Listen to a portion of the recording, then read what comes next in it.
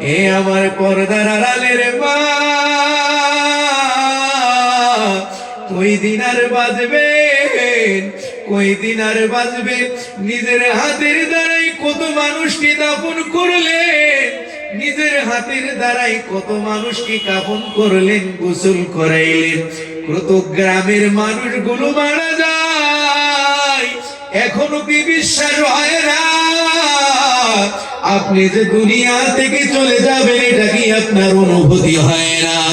আমার আল্লাহ বলে সমস্ত প্রাণীর মৃত্যু আছে বান্দা, ও আমার বান্দিরা, দুনিয়ায় জন্ম হয়েছে সবার মৃত্যু আছে। ও আমার পর্দার আড়ালের মা, আজকের ময়দানে যারা হাজির, একবার আপনি আমি চিন্তা করে দেখি নিজের জীবনে কি আমলগুলো করেছি।